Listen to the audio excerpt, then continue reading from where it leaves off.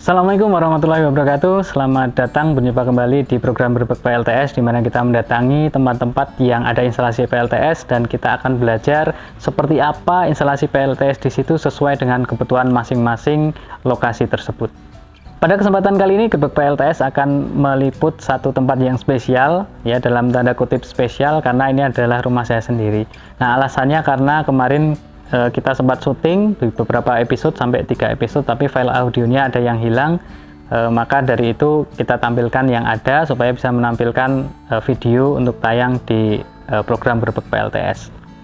Nah, seperti apa instalasi PLTS yang ada di rumah saya? Kali ini kita akan melihat berapa kapasitasnya, lalu komponennya apa saja, dan seperti apa, untuk apa saja penggunaannya, kita akan bahas semuanya di episode kali ini. Nah, untuk itu ikuti terus Berbek PLTS bersama dengan saya. Oke, di lokasi yang pertama ini kita akan melihat panel surya. Nah, panel surya saya ada di lantai atas ya, di dak itu atau di atap. Nah, ini saya ada di lantai 2, jadi masih harus tetap naik satu lantai lagi. Jadi kita akan lewat tangga kecil yang di sana ya, pakai kawat itu, kemudian naik untuk ke atap. Yuk ikuti.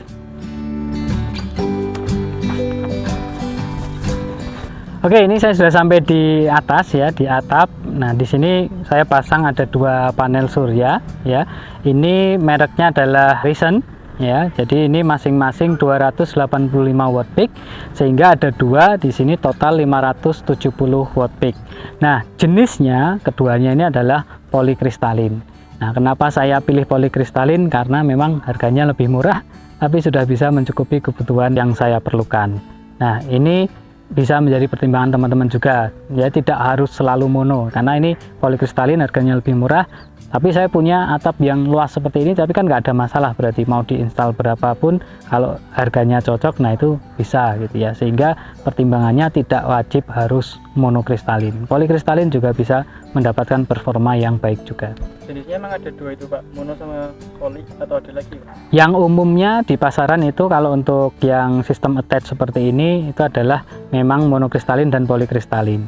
Ya sebenarnya jenis yang lain juga ada, tapi yang paling umum, yang paling unggul saat ini di dunia adalah monokristalin dan polikristalin. Nah, panel surya ini saya susun secara seri karena konfigurasi seri ini cocok sekali dengan MPPT yang ada di bawah yang saya gunakan. Jadi dia bisa mendapatkan tegangan yang besar, kemudian bisa menggunakan arus yang lebih kecil, jadi lebih hemat kabel ya.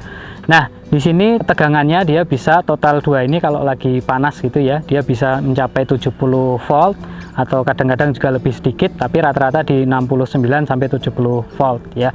Nah, ini arusnya ya, dia bisa punya spek yang, tapi ya biasanya nggak bisa sampai tinggi ya. Jadi arusnya karena memang ini disusun secara seri, biasanya hanya sampai 4 ampere atau berapa ya, sekitar itu saja. Tapi bukan karena kemampuannya kurang dari itu, tapi karena memang kebutuhannya seperti itu. Lalu ini saya pasang tahun 2021 menggunakan baja ringan, dan di sini hanya butuh baja ringan, sebenarnya tidak banyak ya, hanya butuh mungkin 1 lonjor atau sampai 1,5 lah gitu, sekitar itu. Kemudian saya pasang di sini menggunakan klem ya, klemnya justru menggunakan klem biasa digunakan yang menggunakan rel atau mounting PV yang biasa kita pakai itu. Jadi ada 2 mid klem yang di tengah, ini kita sambungkan ya, seperti ini kita sambungkan. Terus kita pakai end clamp 4 ya di masing-masing sisinya. Nah, itu yang kita gunakan konfigurasinya seperti itu. Lalu ini kemiringannya sekitar 30 derajat. Kenapa kok tidak saya buat lebih landai lagi, misalnya 15 atau mungkin 10 derajat ya, karena saya ingin ngikutin dari genteng aja. Nah, kenapa ya, dia lebih kuat gitu ya, karena kan dia langsung nempel tanpa harus ditambahi dengan rangka dan sebagainya yang bisa menyebabkan karena angin atau tekanan tertentu tidak kuat, dia menjadi rapuh, patah gitu ya. Maka saya ikutkan di gentengnya. Nah, panel surya ini sudah saya pasang selama 3 tahun dan ini sangat minim maintenance ya, karena kemiringannya 30 derajat. Ketika ada debu-debu ini kena hujan udah biasanya bersih lagi gitu ya. Mungkin sisanya ya kalau ada kotoran burung atau apa yang seperti ini kan masih masih berbekas karena sudah beberapa hari tidak hujan, maka ini bisa kita bersihkan menggunakan air. Tapi selama 3 tahun ini hampir tidak pernah ada masalah, dan paling saya bersihkan kalau tidak salah baru 1 kali gitu ya selama 3 tahun ini, karena hampir selalu bersih tersapu oleh air hujan dengan kemiringan 30 derajat ini. Lalu di sini juga saya pasang konfigurasinya ada ground ya. Ground ini terhubung ke frame yang ada di panel suryanya, dua-duanya terhubung. Lalu saya hubungkan juga dengan mounting baja ringannya ini ya. Setelah itu baru masuk ke box panel lalu ke ground yang ada di tanah.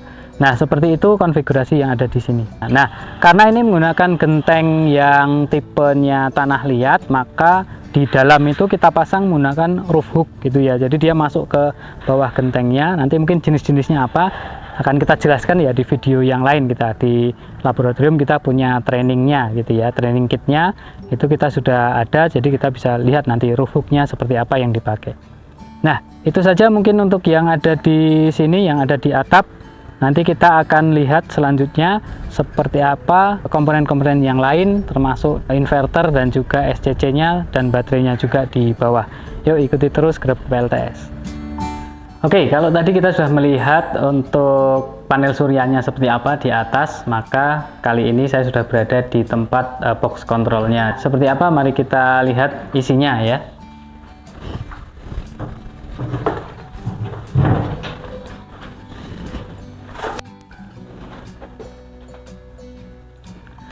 Oke, nah di dalam box panel ini ya, saya bisa meletakkan berbagai macam komponen ya, yang ada di sini. Yang pertama adalah tentu saja SCC ya, ini berjenis MPPT dengan merek ePaver.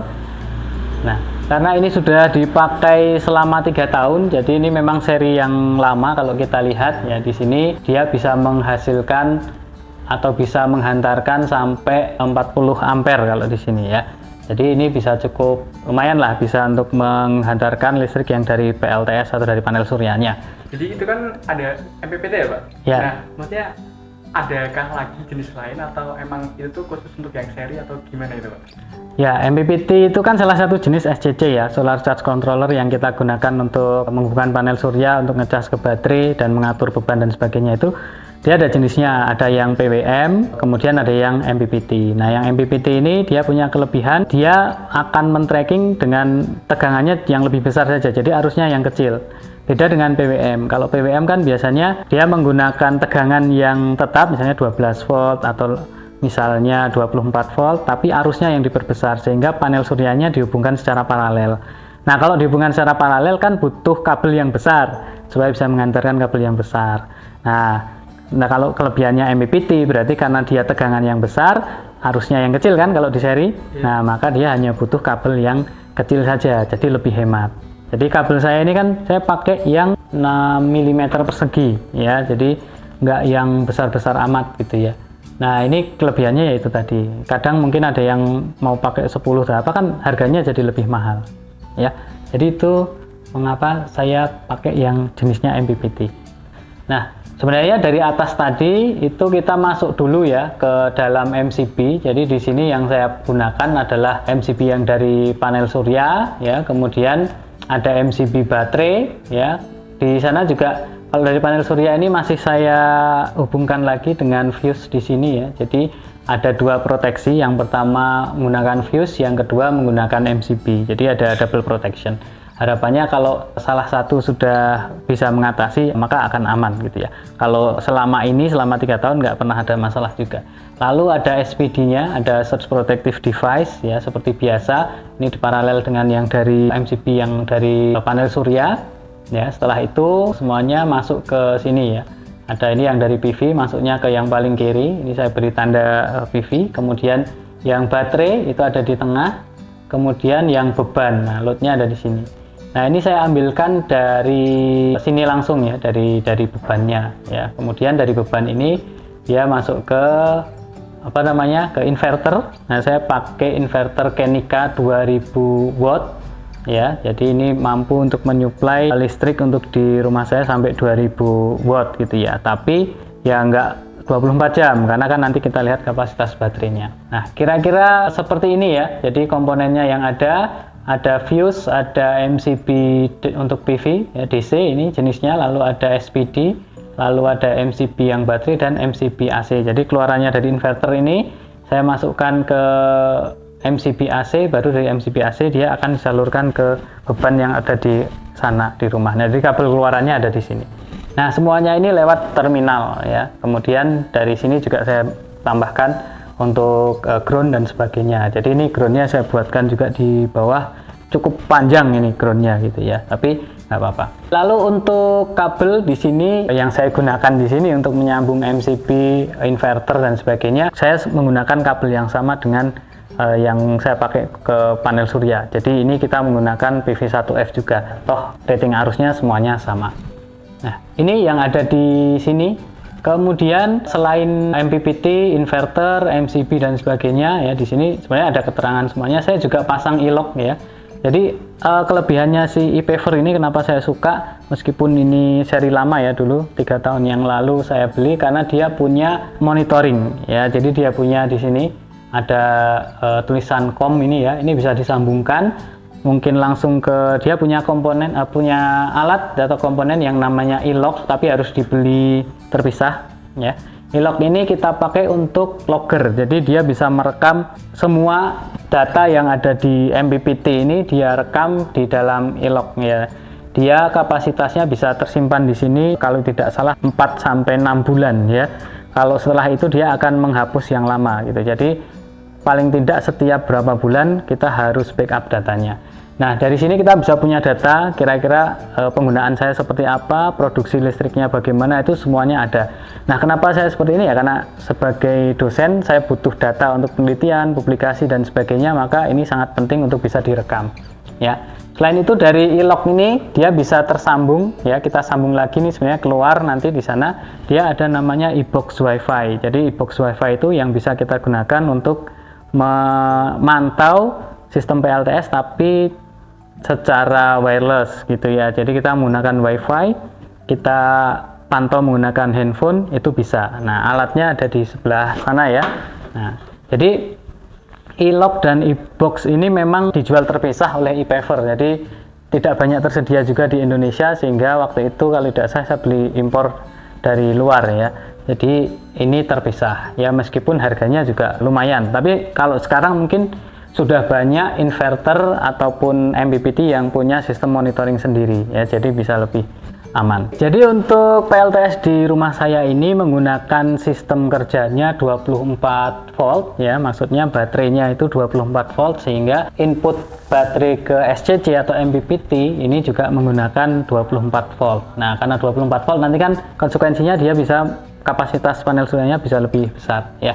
Nah, alasan lain ya karena inverternya ini memang menggunakan input voltage-nya 24 VDC. Jadi ini 24, maka kita sesuaikan di baterainya juga 24. Jadi itu yang kita gunakan. Nah, dari sini selama 3 tahun ini tidak ada masalah ya. Jadi selalu beroperasi dengan baik.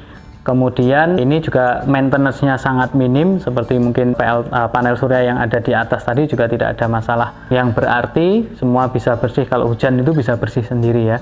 Termasuk yang di sini juga tidak ada maintenance yang berarti, bahkan hampir lupa kalau harus nengok dan seterusnya, itu hampir nggak ada gitu ya. Belum tentu sebulan sekali saya tengok ke sini, kecuali dulu mungkin pas baru pasang ya, pas baru pasang kan lagi seneng-senengnya ya, itu saya kadang tengok gitu ya. Mungkin kalau teman-teman ada yang sampai sekarang di komunitas masih sering motret PLTS-nya, nah kalau saya itu sudah sangat jarang untuk saya potret atau saya pamer-pamerkan, karena memang nggak ada di sini ya. Nah, berikutnya untuk baterai, ini yang saya gunakan ada 2 baterai yang ada di sini ya. Saya menggunakan baterai masing-masing 12 volt, saya susun secara seri sehingga dia menghasilkan 24 volt sesuai kebutuhan dari inverter dan juga MPPT-nya. Nah, di sini saya memilih menggunakan Narada ya, jadi dia tipenya dia VRLA. Narada ini saya beli secara online waktu itu, kemudian menggunakan jasa pengiriman kargo gitu ya, ekspedisi gitu yang lebih murah, paling 2 ini paling hanya ongkosnya itu 50.000 gitu ya. Itu mungkin tips ya caranya. Kalau kita mau transaksi di marketplace itu kan biaya kirimnya mahal sekali kalau baterai, karena berat sekali. Nah, ini saya gunakan kargo jadi lebih murah. Untuk 2 ini mungkin ongkirnya 50.000 ya.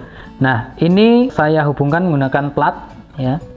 Jadi yang menghubungkan serinya ini saya menggunakan plat, jadi tidak menggunakan kabel. Kemudian baru dari ujung positifnya dan negatifnya di salah satu sisinya itu yang saya hubungkan ke MPPT.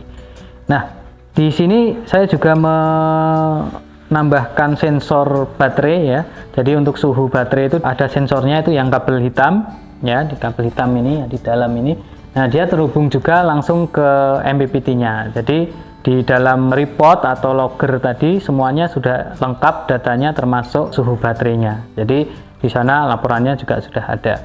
Nah, kemudian di iBox WiFi di aplikasinya itu juga akan terpantau semuanya gitu ya datanya. Nah, nanti akan saya tunjukkan seperti apa kalau kita memantaunya menggunakan smartphone.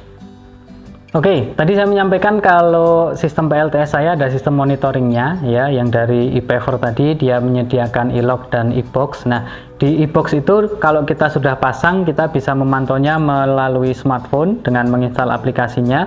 Nah, di sini saya akan tunjukkan ya. Jadi di sini ketika kita mau menghubungkan kita harus koneksikan WiFi-nya dengan eBox tadi. Nah, kita buat dia sudah connected, lalu kita buka aplikasinya ya. Aplikasinya ada charge controller Shield gitu ya. Dia ada jenisnya masing-masing, tergantung dari jenis baterainya seperti apa nanti ya, bisa coba dicari ya. Nah, di sini sudah connect ya, sudah terhubung. Nah, kita bisa menggunakan real time monitoring. Nah, ini masih kosong, tapi kalau kita refresh, nah ini sudah terpantau di dalam sini ya. Jadi solar panelnya ini menghasilkan 69,56 volt ya, hampir 70 volt. Lalu arusnya hanya 0,46 ampere ya, karena ternyata jam 9 tadi juga baterai sudah hampir penuh dan sisanya hanya untuk kebutuhan yang ada di rumah gitu ya. Lalu dayanya berarti 32,53 watt, jadi masih sangat kecil ya. Lalu di sini juga bisa tampil baterainya 27,57 volt ya, sudah floating. Kemudian arusnya pengecasan hanya 1,18 ampere atau pengecasan dan penggunaan ya di sini. Kemudian ada dayanya ya sama dengan yang dari panel surya tadi, ada 32,53 watt. Lalu ada suhunya, di sini suhunya 30 derajat Celcius ya, suhu yang nempel tadi di baterai. Nah, untuk load sendiri ini saya tidak hubungkan karena memang loadnya itu diambil langsung dari baterai ke inverter ya. Jadi 24 volt tadi kan langsung ke inverter. Nah, pernah saya coba pakai gitu ya, langsung dari load MPPT masuk ke inverter dan itu tidak bisa ya. Ternyata tidak bisa karena ada batas maksimumnya, dia tidak memenuhi si loadnya itu 2000 watt itu kelebihan gitu ya, tidak bisa memenuhi kemampuan dari inverternya, maka diambil langsung dari baterainya. Nah, ini kelebihan dari aplikasi yang diberikan oleh ePaver, jadi kita juga lebih mudah untuk memantau. Kita bisa men-set datanya melalui seperti ini, kita bisa setting dan seterusnya, tidak perlu sulit. Lalu baterai juga bisa kita setting ya. Load juga bisa kita setting, misalnya mau mati di jam berapa atau nanti secara otomatis bisa kita setting untuk nyala dan matinya jalur beban yang dari MPPT. Nah, mungkin itu ya kelebihannya. Jadi ini juga bisa di-download, mungkin nanti bisa saya tunjukkan seperti apa sih kira-kira datanya kalau kita mendownload yang dari eLog atau dari logger yang ada di ePaver. Nah, mungkin itu ya terkait dengan aplikasinya. Nah, untuk beban yang dipenuhi oleh PLTS ini memang tidak banyak. Dengan kapasitas panel surya yang hanya 570 watt peak itu, maka yang dipenuhi ya sesuai dengan kemampuannya saja gitu. Nah, di sini kebutuhan utama yang dipenuhi itu adalah untuk internet. Jadi ada akses point, kemudian router, modem internet, itu semuanya menggunakan di sini. Kalau dayanya itu juga nggak besar, mungkin sekitar 30-70 ya, tergantung nanti yang paling aktif yang mana. Jadi itu kemudian kalau kita pakai komputer, kipas dan juga internet itu biasanya dapat sekitar 200 watt sampai 300 watt ya. Jadi dari mana saya mantau itu? Nah, itu saya pantau dari aplikasi tadi. Nah, itu mungkin untuk sisi kebutuhannya. Nah, kesimpulannya di sistem PLTS yang saya install di rumah, bebannya itu paling besar itu hanya 300 watt untuk siang hari, jadi tidak pernah diforsir, yang itu bisa menyebabkan baterai menjadi lebih awet ya, jadi tidak sampai dikuras melebihi dari kapasitasnya. Nah, itu tadi gerbek PLTS untuk special edition karena di rumah saya sendiri ya. Kita akan masih jalan-jalan lagi nanti ke tempat-tempat yang lain untuk belajar kira-kira instalasi PLTS seperti apa, sehingga teman-teman semuanya bisa paham nanti PLTS ini kalau dipasang di rumah dengan berbagai kebutuhan, ya tentu juga dengan kondisi spesifik, kondisi khusus, itu bisa kita pahami sama-sama ya. Kita belajar terus di Grebek PLTS. Di video nanti yang lain juga mungkin akan kita pelajari bagaimana rangkaian panel surya yang lebih efisien, ya ada sistem leapfrog, ada sistem DC chain dan sebagainya. Itu nanti kita akan coba buatkan videonya. Nah, tetap di channel Akhisono dan ikuti terus Grebek PLTS. Sampai jumpa lagi. Wassalamualaikum warahmatullahi wabarakatuh.